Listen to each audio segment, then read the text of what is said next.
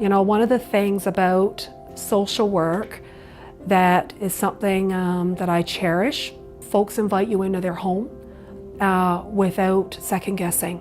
They trust you because they believe that they're there to help you, and you're genuine in your intentions to help them at whatever station they're at in their life.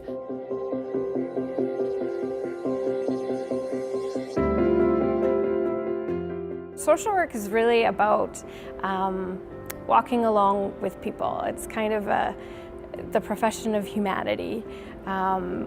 Social work really recognizes the impacts of social injustices on people and really works on challenging those social structures that have really created challenges for people so that they can break those barriers and be the best that they can be. Social work really spoke to me because of that strengths-based humanistic perspective, where it's not about what's wrong with people, but rather how can we walk with people to get them to meet those challenges that they've been faced with. I think we always need a social worker in every room of society.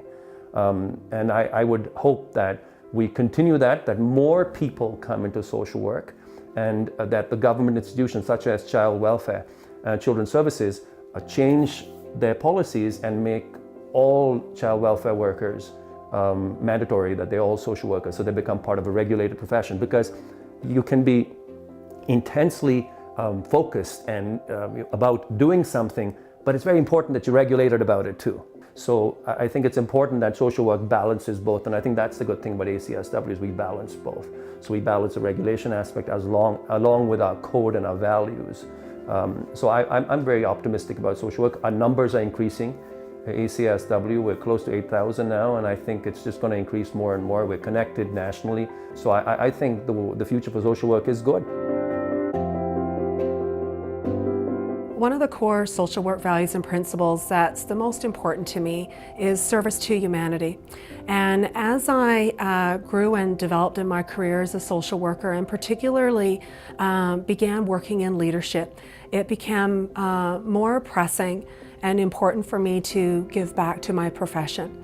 And the way to do that was to become involved with the council at the Alberta College of Social Workers. We are very privileged in Alberta and as a profession of social work to be self-regulated.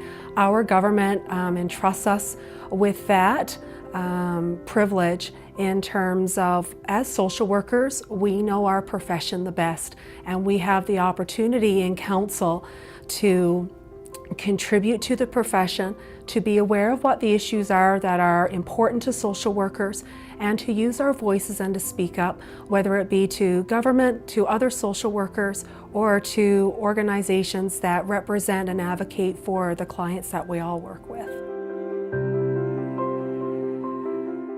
I'm a singer-songwriter and a poet, creative writer. And as a result of that, I got involved in something called the World Arts Organization, and was able to develop an understanding of what's called expressive arts. And expressive arts is based on the concept of the process of creating the art in and of itself is extremely valuable and therapeutic, if you will. And that engaging in that process has inherent worth. Everyone has an artistic ability. It's intrinsic to who they are. We've been able to work with people so that they can understand the value of expressive arts. And also we've done workshops at the Alberta College's Social Workers Conference to talk to people about how to utilize the expressive arts ideas and approaches and multi-mediums within social work. It's fun and it's enjoyable, but it can also have a therapeutic effect as well, and it can also promote change. I've seen a lot more people wanting to choose our profession, and I've seen a lot of shift in the social justice and macro level of need, where we do shift into policy making and into government services. And we're all really quite proud that people with social work background are now in our Legislative Assembly as cabinet ministers, making those policy changes to help regular people and citizens in Alberta. So I've worked in many variety of settings, and the important thing in those settings is always the relationship with your client and joining with them to see what their needs are and what their strengths are. But in terms of the resources they need and the social supports, the social justice aspect was really key to my thinking in terms of changing systems to help people better. And so I really see that's the calling of social work practice, is both to work with people individually, but also to look at the resources they need and how government services and supports for services in your community can help families and children and individuals.